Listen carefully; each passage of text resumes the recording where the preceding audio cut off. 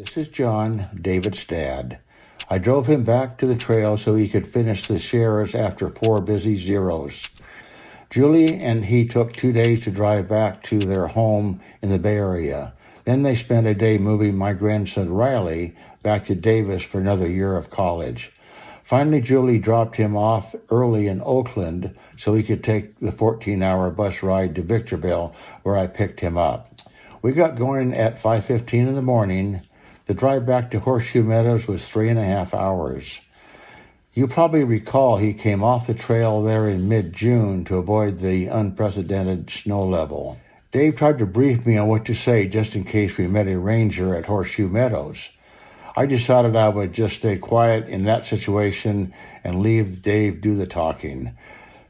Apparently there was a technicality buried in the fine print of his PCT permit, which might give him trouble if he ran into a ranger. Horseshoe Meadows was pretty crowded, but no rangers were present. Just like that, I dropped him off and he was alone on the trail again. It took him just 90 minutes to rejoin the PCT at Cottonwood Pass. On the pass, he met a man and the group he was guiding. They were finishing a trek from Jenny Lake Wilderness. They hiked over Colby Pass, which David did back in 2020. It was exciting because he'd never met anyone that knew about Colby Pass before.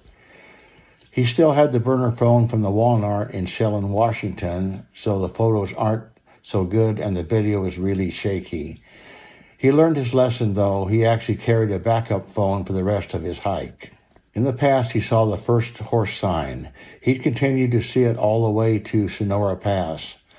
When he hiked with Nate north up Sonora Pass, Nate would often joke about the PCT being an equestrian trail. If you saw what Nate saw in the shares, his inconceivable that horses could get through. The punchline to Nate's jokes were always something like, "Do they even make crampons for horses?" David set up camp at 6:30 on Whitney Creek. He did a 20-mile day and crossed the highest point yet on the PCT, 11,500 feet. A lot of the people leave the trail at the camp spot to day hike Mount Whitney. Mount Whitney is the highest point in the continental United States. Dave wasn't interested in climbing Whitney again. He climbed to the top with one of my grandsons, Jacob, back in 2015. Besides, he felt a lot of the pressure to finish the trail as quick as possible. Dave got going at 8 a.m. by crossing Whitney Creek. From Whitney Creek to Wallace Creek, about 4 miles, he'd simultaneously be on the PCT, the John Muir Trail, and the High Sierra Trail. Dave hiked most of the High Sierra Trail back in 2020. As he entered the Sequoia National Park, he was going over Colby Pass. He climbed to this spot where the Sierra Trail meets the PCT at Wallace Creek. Back then, he hung his 2020 PCT neckerchief on this sign for a photo. So, of course, he felt he needed to do it again with his 2023 neckerchief.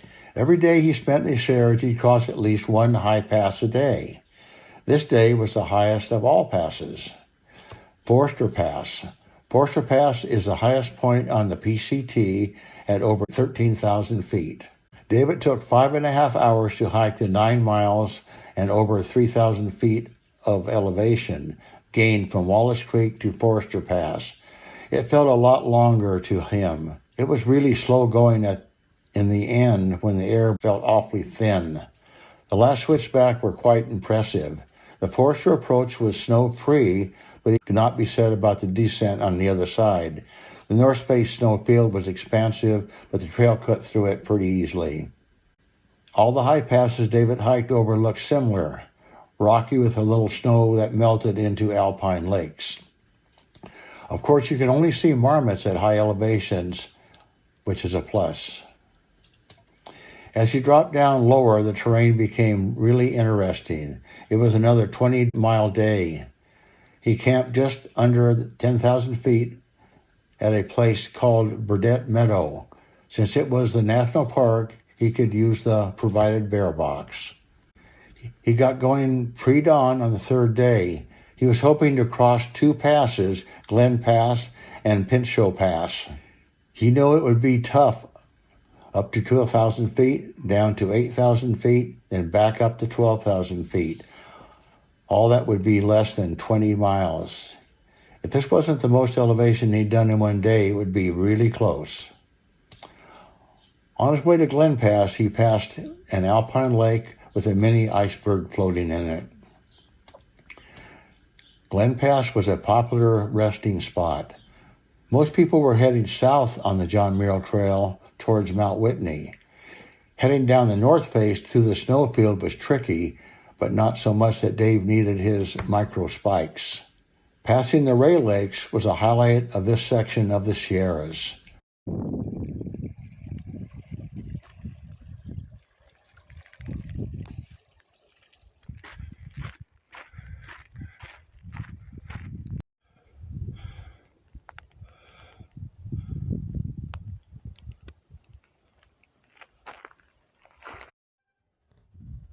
Dave came upon a massive avalanche debris field. He had to bushwhack off the trail for about a mile, negotiating dozens of blowdowns. At 3 p.m., David had reached Woods Creek, which is at the valley between Glen Pass and Pinchot Pass. Historically, people have slid down the rock slide into the pool below intentionally. Now people are warned to not even approach the creek near here because it is so dangerous. As a very long day started to come to an end, David decided he couldn't make it to the top of Pinchot, and the extra mile on the other end would get to a campsite. So for the third and last time, David cowboy stealth camped about a mile before the pass. This would be the highest elevation he'd camp at, 11,500 feet. In the morning, he woke up into his sleeping bag covered with frost. He regrets taking this picture after wiping it all away. You can see it on the tent that he used as a tarp, though. The next day, he successfully climbed 2 high passes in one day. It's just 10 miles from Pinchot Pass to Mather Pass.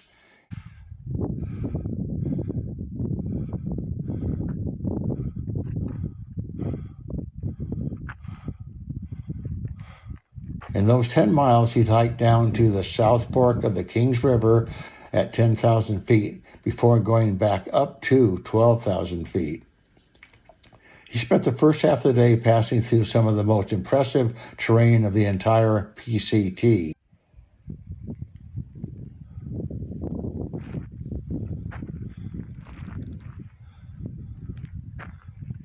Sadly, he came across a missing persons poster that morning. Lieutenant Matthew Kraft went missing in 2019 and still has not been found. As he approached Mather Pass, he got another great shot of the yellow-bellied marmot. While hiking with Nate back in June, Nate told David about Mather Pass. He said it was the most dangerous pass crossing. Nate and Peter had to hang from their ice axes as they swung a leg over the cornice to make it to the top. Mather Pass was very different months later.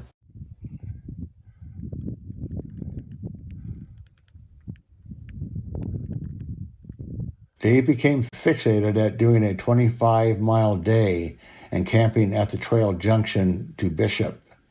That way he'd just have about 12 miles before meeting Julie at a trailhead near South Lake. Most people resupply in Bishop, but David had to. The bridge over the San Joaquin River at mile 855 was out. It was destroyed by the incredible snowfall and then the snow melt of 2023. So you'd have to bypass 25 miles of the PCT by hiking 29 miles into and then out of trailheads near Bishop. Unfortunately, this meant he missed the Muir Pass and the iconic Muir Hut. I guess you'll have to hike up there some other time. The day was great. Despite the high mileage, he got to take a break and soak his feet in an alpine lake. Unfortunately, the day did not end so great. There were plenty signs of a storm that was coming, but he took no heed to those. He passed a great campsite right before the sky opened up and just poured and poured. David got no video of the downpour because the temporary phone he was using was not waterproof. Setting up a tent in the rain is no fun. Sleeping in a wet tent isn't fun. And tearing down a wet tent is no fun. But in the morning, he was only 12 miles from getting a pickup by his beautiful bride, Julie. He had breakfast at the start of the trail to Bishop, next to the bridge that has seen better days. He then started to climb to Bishop Pass. Later, he came to a bridge he recognized from a Codgers video. It looked a lot different in September. Bishop Pass was unremarkable compared to the other passes he'd seen recently, but still felt it was quite an achievement. The hike down from the pass to South Lake, where Julie was picking him up, was awesome. This is a great place for locals to camp and hike. At the end of the trail, he met Julie and Lexi. He was so excited he forgot to take a picture of them. Snake count 12. On the walk back down to meet Julie, he spotted a big green garter snake just as he met a group of women day hiking. He pointed it out to the hikers before it disappeared into the brush. Didn't have time to take a picture. Trail stop check. List. Bishop check.